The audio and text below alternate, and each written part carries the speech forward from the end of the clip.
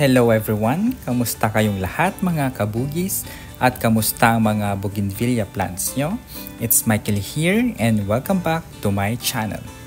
My past videos ay usually yung propagation is about small stem cuttings through the ICU method and the tusok-tusok method lang.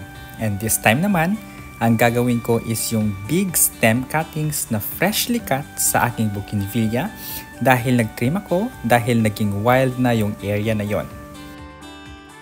Itong mga cuttings na to, this is only one variety and the variety is Rainbow Flame. So part siya ng Flame and Opal family. Isa sa mga magaganda na variety na ito dahil mabilis lumaki at lumago. At madali lang itong pagtatanim ng mga big cuttings kasi itutusok-tusok lang natin. Unlike sa ICU na kailangan pang lagyan ng plastic then rubber band. At pag malalaking cuttings, ilagay natin sa paso then lagyan ng potting mix and voila, done na. No sweat mga kabugis.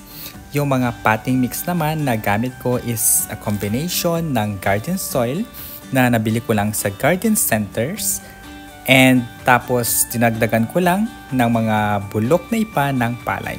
And I have a video also ng potting mix na gamit ko and medyo iniba ko lang. This time kasi mas mabilis i-prepare itong new potting mix na bago na ito. Itong way ng pagtatanim ko ng big cuttings ay sobrang dali lang gaya ng sabi ko kanina. Unlike sa ibang propagation ko na tinatanggal ko pa ng mga dahon at tinik, and this time naman hindi na since hindi ko naman siya i-ICU. Pwede nyo din namang tanggalin but since exposed naman siya, maglalagas din yung mga old na dahon yan. And kung mapapansin nyo, hindi ko na nilinisan yung pinakababang edge ng cuttings para sana mas mabilis yung paglabas ng mga ugat. Pero pwede nyo din namang gawin yon na tanggalin. Either of the two, tanggalin yung skin or hindi, pwede ito po. Pero yung pagtatanggal ng skin is very effective talaga and effective din naman kahit na hindi tanggalin.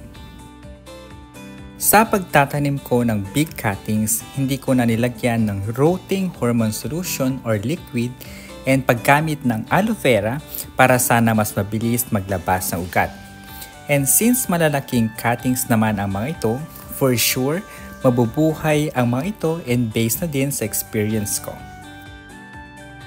Another thing to consider sa pagtatanim ng big cuttings or kahit hindi big cuttings, kahit na small cuttings lang, always make sure na siksik yung lupa at hindi nauuga para mas mabilis na maglabas ng ugat at mas mabilis na kumapit yung mga ugat sa lupa.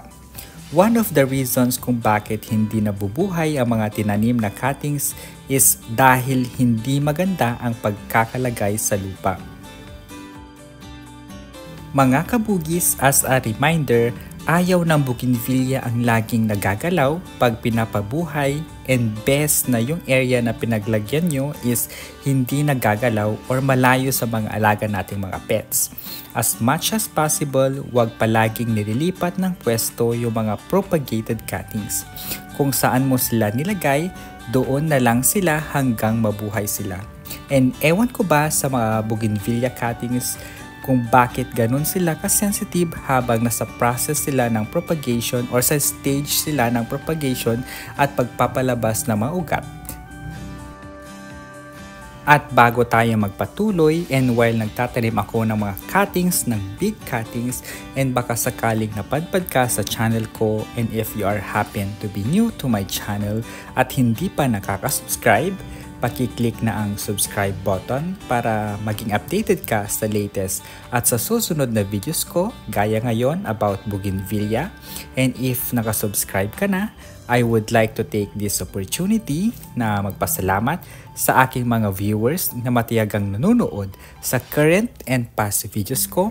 Kasama na dyan yung mga shorts videos ko. Maraming salamat po. At lalong-lalo na sa mga subscribers ko na patuloy na sumusuporta sa aking channel, thank you so much. Going back, And speaking of tamang pwesto or location ng newly propagated cuttings, and this is another tip, dapat ilagay muna sila sa bright and shaded area. The very reason na sa bright and shaded area muna at hindi sa nasisikatan ng direct sunlight ay para maiwasan natin na mag-dry out yung mga cuttings. Alalahanin natin guys, wala pang mga ugat ang mga yan kaya madali silang matuyo. And kahit nga yung mga rooted or yung buhay na bugis na, hindi agad-agad sila nilalagay sa mainitan. Gradual yung pagpapainit sa kanila sa araw. Kahit na alam natin na mahilig ang bougainvillea sa sikat ng araw, may mga instances talaga na yung araw ay magiging harmful din sa kanila.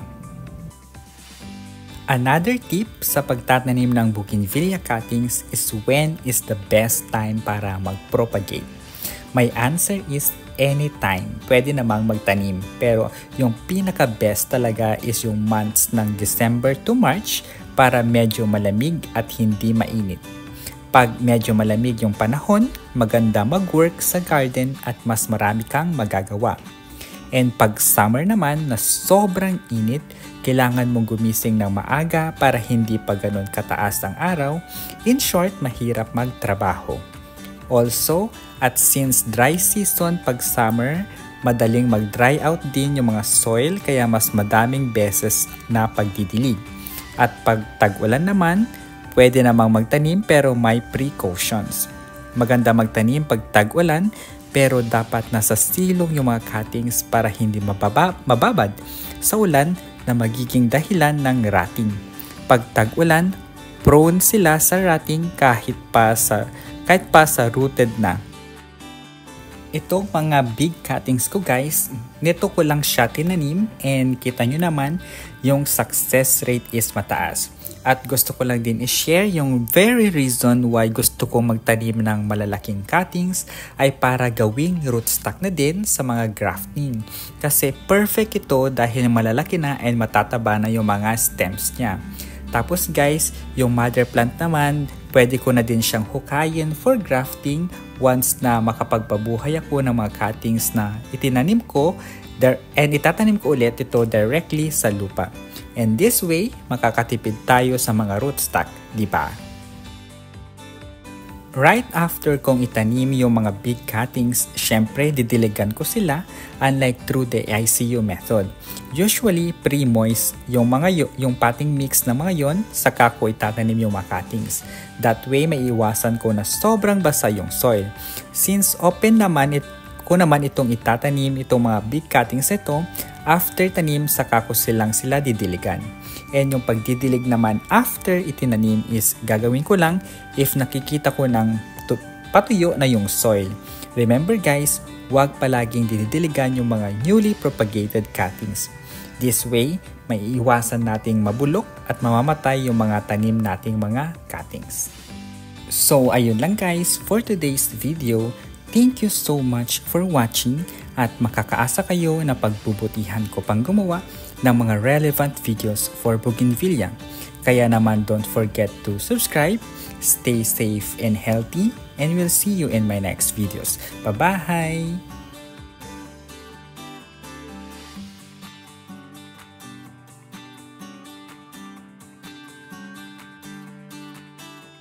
And after 1 month, ito na sila ngayon and lahat ng pots ay may nabuhay. May mga 2 cuttings lang na hindi nabuhay but this is okay at natural lang dahil hindi naman laging 100% ang success rate. Kaya naman tanim lang ng tanim para mas madami ang chances na mabubuhay at mas madaming chances na mag-grow ito into a matured flowering bougainvillea.